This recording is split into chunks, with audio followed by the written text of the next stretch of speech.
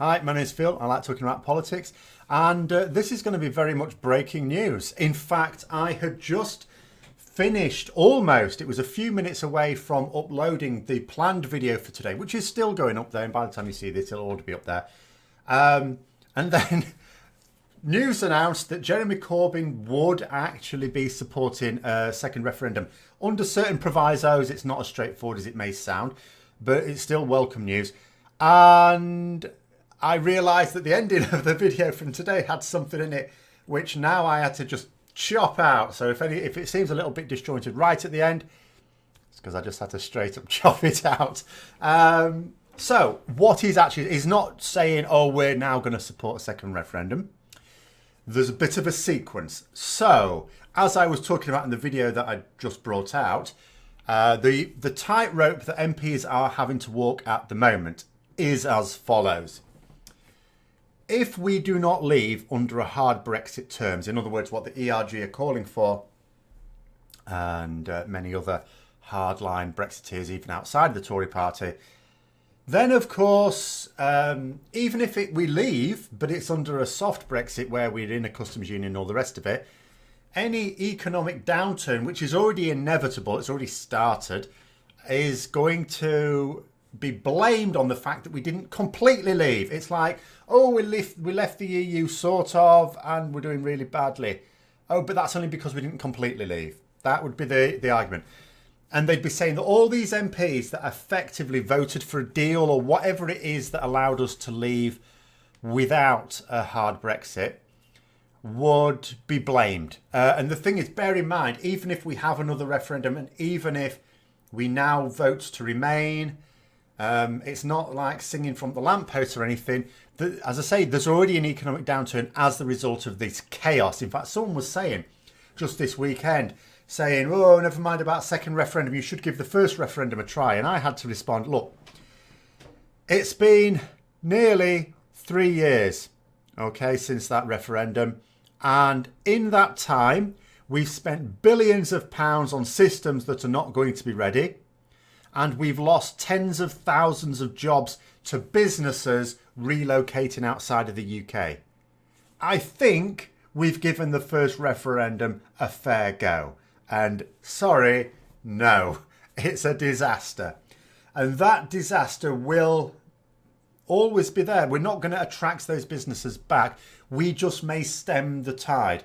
So what is going to happen is those hardline Brexiteers are going to say, look, you know, our economy's not doing very well. It would have been brilliant if we'd have left. And MPs do not want to be seen as the ones responsible for doing this because there's a hell of a lot of people that are going to believe them. The only way, as I say, to call them out is for the hard Brexit. So ideally, from an MP's point of view, or most MPs, not all, what they want to be able to argue for Brexit, like, for example, what Theresa May is doing, but for other people to take it out of their hands. So then they can say, hey, I tried to give you Brexit. Do you know what? I was just outnumbered in Parliament. And the reason why we haven't really been getting anywhere so far is because the rest of Parliament are all, not all of them, but the majority are all playing the same game. It's all trying to hope that some other people have the balls to steer us away from the cliff edge, but they themselves want to say, no, actually the cliff looks fine to me. I like cliffs. You know.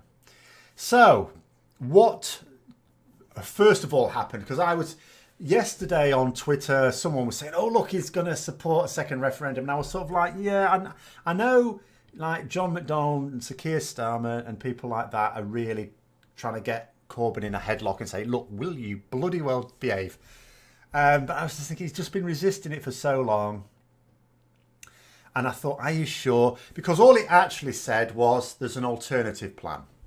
So then I heard the news of the amendments that are going to be put forward for a vote this week. So there's the Yvette Cooper, Oliver Letwin amendment that basically forces the government to give MPs the right to demand a delay if no deal is reached by the 13th of March. I might have said May then, I meant March. And obviously the 12th of March is when they get their meaningful vote, unless of course she puts it off again. Well, there's not much later she can put it off. So You know, and I was thinking to myself, is that going to get enough support there? Then I heard that Jeremy Corbyn was putting forward a Labour motion, an official Labour motion, to demand that we commit to a customs union and alignment with the single market, and that legislation is passed in order to seal it. Not just a vague politician's commitment, in other words. At that point, my heart sank, because I thought to myself, oh my God, Jeremy, another bloody amendment that will be voted on party lines. Labour will vote for it. Many opposition MPs will vote for it as well. Lib Dems, of course, will vote for it. And Conservative MPs will not. Even the ones who would sort of be up for it. Because it's a party political issue at the moment. I thought, God almighty, Jeremy. But, hallelujah. So he's announced now officially that he's announced this motion, which we already knew about. He's also directed his MPs to vote for Yvette Cooper and Oliver Letwin's amendment. Now, the last time Yvette Cooper put forward an amendment, several of his own front bench refused to vote for it, and then were not punished at all. Like I say, when you're his actual allies, he lets you get away with murder. But anyway, never mind that. That might happen again. But I'm hoping there'll be enough of Tory rebels to also vote it so it's a majority as well. So that would be useful.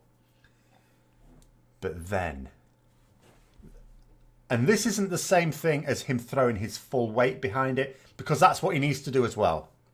But what he also said is, if his motion, and this is not Yvette Cooper's motion, this is his motion for the commitment to a customs union and alignment with the single market. He says if that is defeated, then Labour will immediately either create or support, if someone else does it, an amendment that calls for a second referendum, a people's vote. That, of course, will require a hefty extension in order to then be able to pass the legislation needed, which will meet some resistance as well. So we'd be talking about a referendum, what? Late this year, late 2019? That's the situation we have now. So, scenarios. Yvette Cooper's amendment may well go through. But that's not the one that's crucial for the referendum. Jeremy Corbyn's surely will not. Because try and think about, if all Labour MPs vote in favour of it, and it is his, they really should. And even if the independent group vote in favour of it, and of course they will, or will they? Hang on, get it right, you idiot. No, because they want a referendum. They may vote for it anyway, let's see. But let's say all the opposition MPs vote for it. The DUP won't vote for it. The ERG won't vote for it. What about Conservative MPs? So, on the Conservative benches, you've got other Brexiteers who aren't necessarily part of the ERG. They surely won't vote for it. There'll be people who, for party political reasons, won't vote for it. Then there'll be the Remainers. It wouldn't take many Remainers who are willing to rebel against the government to actually push it through. But here's where the stakes are. If they vote for it, they're rebelling against their own party, and they're committing us all to Brexit. Because it's Brexit. It's a form of Brexit. It's a form of soft Brexit, but it's a form of Brexit. It's even a form of Brexit without a plan. It's still going to need a delay because there's no plan. You know, he's saying things like, commit to a customs union, which I agree with, by the way, if we're going to have to leave, absolutely. But the details will still have to be thrashed out. I mean, the EU are also open to that, of course. But there's going to need to be negotiations for that. So we're still going to need a transitionary deal or to massively delay Brexit. And then alignment with the single market. What does that mean exactly? What is alignment with the single market? Because that doesn't sound like the same thing as being in the single market. But hang on a minute. So alignment right next to it? In the same direction as? I sort of get the idea that he'll be talking about wanting to maintain standards. But in which case, you know, I don't know what that means. So there's obviously no definite deal for that either. So that would also require negotiation. And the tricky part about it is it would be a Labour motion. So Jeremy Corbyn has the vague plan in his head, but it would still be Conservative MPs, ministers, who would have to carry out the negotiations for it. That would be a mad, ludicrous situation. So I can easily see virtually all Tory MPs not voting for it, even if they'd be okay with it. Because for the ones who actually just don't want us to leave in the first place, eyes on the prize. If it's defeated, second referendum.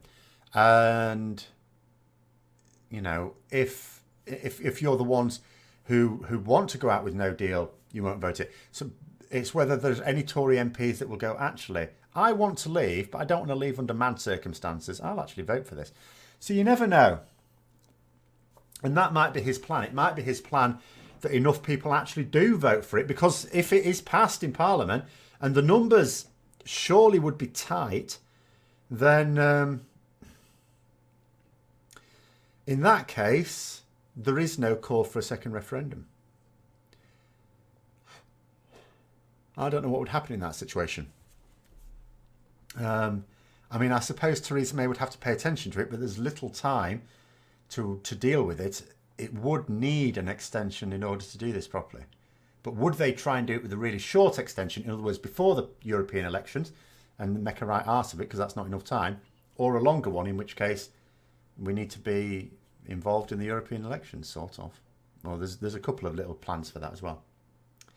But let's say it's defeated. So then they produce or back a referendum motion.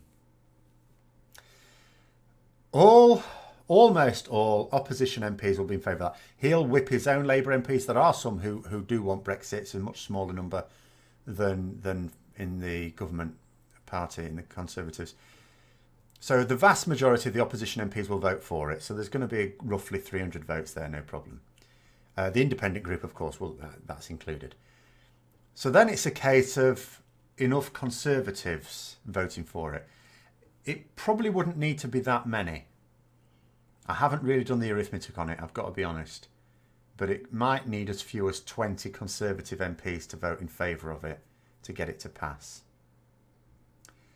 So, you know, an hour ago I thought it was going to be an interesting week, but not necessarily one that changed anything. So scrub the end of the video that's now just gone up. And we're now into territory where he's committed himself to supporting a second referendum if he can't get support for his form of Brexit. So that'll be interesting. It will be, and I can't call it, I'm going to be honest, I can't call it, because the numbers are going to be so tight on either motion that a few individuals, and a few individuals are always very unpredictable, could swing it either way. So in a few days, interesting times indeed. Well, certainly, I'll tell you what it does, either way, it definitely moves us away from hard Brexit. And I know you'll be saying, I'm making the assumption that a motion for a second referendum would be passed. I am making that assumption. I cannot be 100% on that, but blimey. At the point at which that is being supported, if you are opposing it, you are basically saying no deal is fine with you. And there are not a majority of MPs willing to do that for any price. So I am confident, shall we say, without being stupid enough to say 100% certain. So there we go. You let me know what you think below. I can guess what a few people are going to think below, but never mind. If you've enjoyed the video, don't forget to click the like button as well and subscribe for further content, and click the bell notification while you're at it. Until next time, I'll see you later.